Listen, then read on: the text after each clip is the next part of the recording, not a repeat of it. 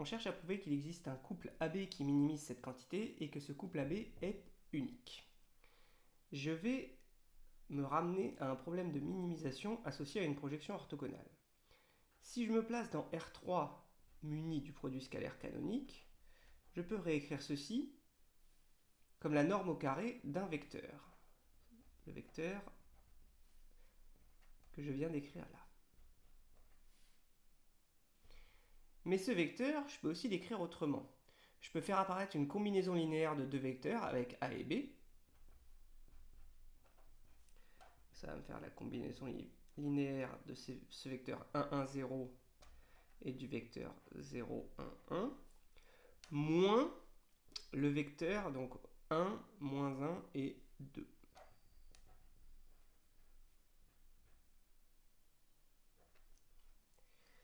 Donc en fait, alors je vais essayer d'alléger les notations. Je vais noter ça E1, ça je vais le noter E2, ça je vais le noter U. En fait, on cherche à minimiser la norme de A fois E1 plus B fois E2 moins U au carré pour A, B dans R2. Mais quand A et B décrivent R2, ici je vais décrire toutes les combinaisons linéaires possibles de E1 et E2. Donc c'est la même chose que de minimiser la norme d'un vecteur dans l'espace engendré par E1 et E2 moins U. Donc si je note F, l'espace engendré par E1 et E2, on cherche le minimum de la norme de V moins U au carré pour V appartenant à F. Et on sait que ce minimum existe, d'après le cours, et qu'il est atteint en un unique vecteur, V. Ce minimum existe.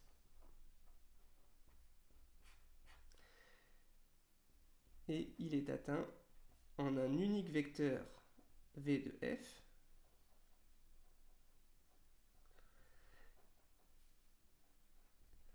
Et cet unique vecteur, c'est quoi? C'est le projeté orthogonal de U sur F. Voilà. Alors, cet unique vecteur V, est-ce qu'il correspond bien à un unique couple AB?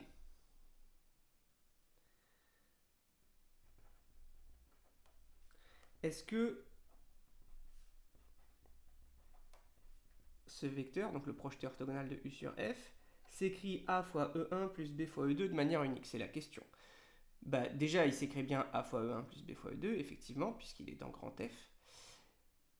Est-ce que cette décomposition est unique? Ça revient à se demander si la famille E1, E2 est libre. Alors, est-ce que E1, E2 est libre? Bah oui, là, il n'y a que deux vecteurs. Et ils ne sont pas collinaires.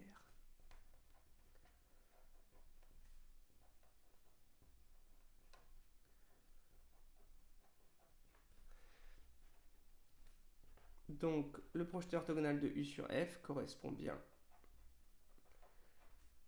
à un unique couple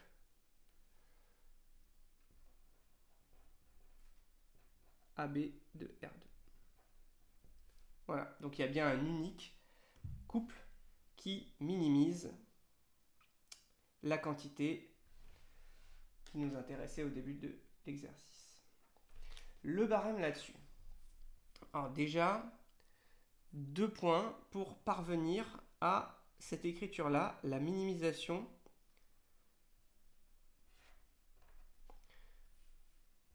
de la norme de V moins U au carré pour V dans l'espace engendré par E1, E2.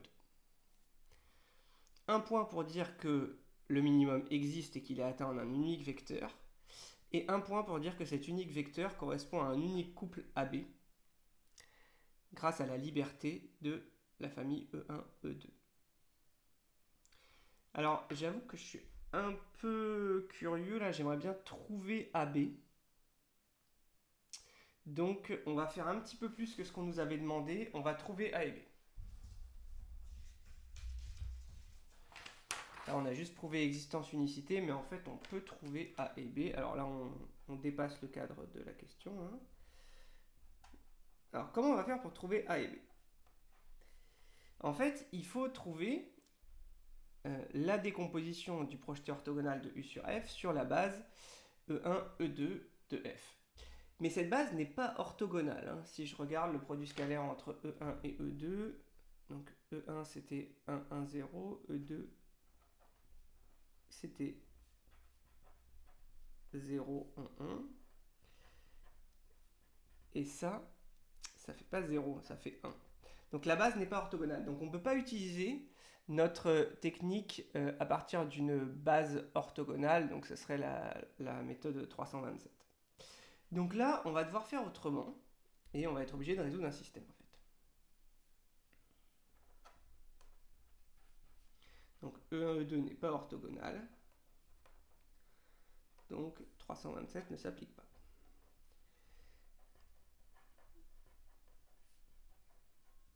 Alors l'idée c'est qu'on va utiliser le fait que U moins le projeté orthogonal de U sur F est dans l'orthogonale de F.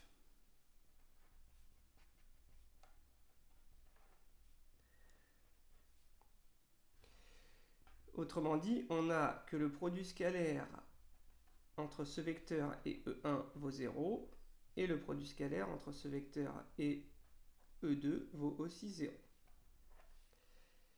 Alors si je fais la linéarité à gauche du produit scalaire, je vais obtenir en fait que le produit scalaire entre le projeté orthogonal de U sur F et E1, c'est la même chose que celui-ci. Là, j'ai juste utilisé la linéarité à gauche là. Et puis pareil pour la deuxième ligne, ça va me faire ça.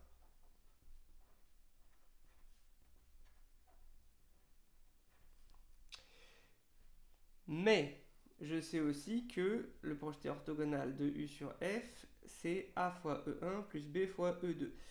Donc si j'utilise encore la linéarité à gauche là, je vais obtenir en fait un système linéaire de deux équations portant sur les inconnus AB. Ce système linéaire, ça va être celui-ci.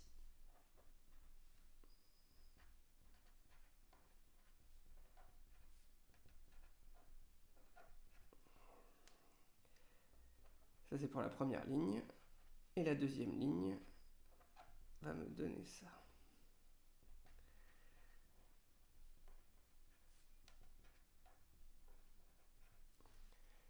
Alors maintenant, j'ai plus qu'à calculer les produits scalaires. Alors, le E1 scalaire E2, on l'a déjà fait, ça vaut 1. Celui-là, il vaut aussi 1.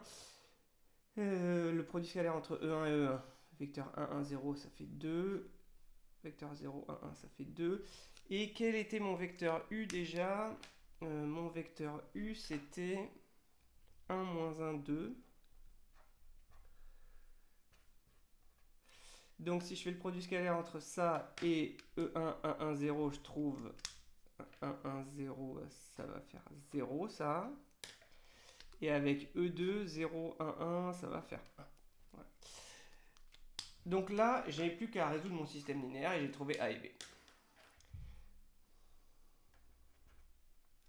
Donc, A et B, ça me fait 2A plus B égale 0. A plus 2B égale 1. Bon, alors je peux faire le pivot de Gauss, mais en fait là c'est tellement rapide de faire B égale moins 2A. Ça va encore plus vite. J'ai B égale à moins 2A. Du coup, j'ai A moins 4A. Ça fait moins 3A qui est égal à 1. Et j'obtiens mon couple AB. Ça va être A égale moins 1 tiers.